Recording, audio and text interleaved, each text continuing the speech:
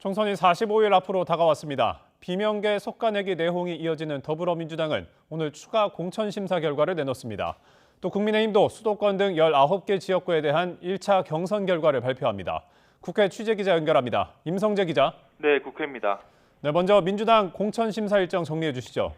민주당은 오늘 오후 서울 여의도당사에서 7차 공천심사 결과를 발표합니다. 최근 현역 하위 20%에 포함된 비명계 의원들이 대거 친명계 경쟁자와 경선에 붙여지는 등 이 당내 계파 갈등이 고조되는 상황이라 그 결과가 더 주목됩니다. 이 때문에 아직 발표되지 않은 비명계 현역들의 지역구가 추가로 경선 대상에 오를지 관심입니다.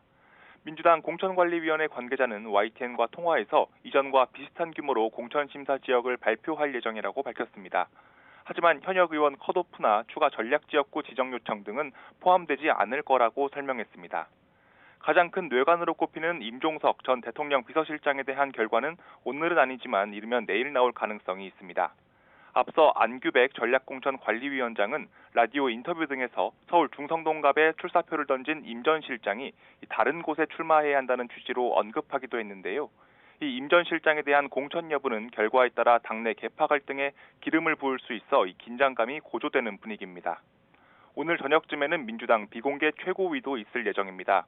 최근 비명계 강병원 의원과 이 서울 은평을에서 맞붙게 된 김우영 전 은평구청장의 경선 문제 등을 비롯해 이 불공정 여론조사 업체 배제, 이른바 올드보이 배제론 등 다양한 의제가 논의 대상에 오를 것으로 보입니다.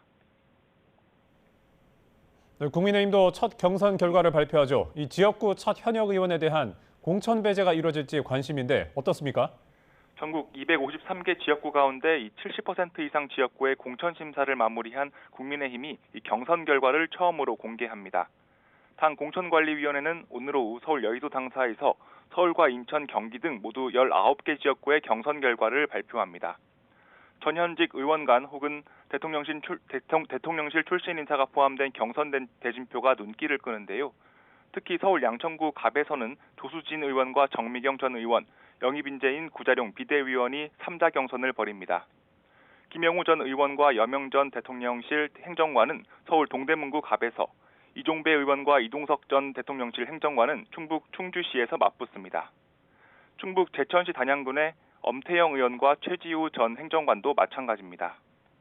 경기 여주시 양평군에서는 이태규 의원과 김선교 전 의원 간 대결이 펼쳐집니다. 국민의힘 측은 후보 또는 대리인이 여론조사와 당원투표 결과의 개봉과 합산 등 전 과정을 참관하는 등 투명한 절차를 거칠 거라고 강조했습니다.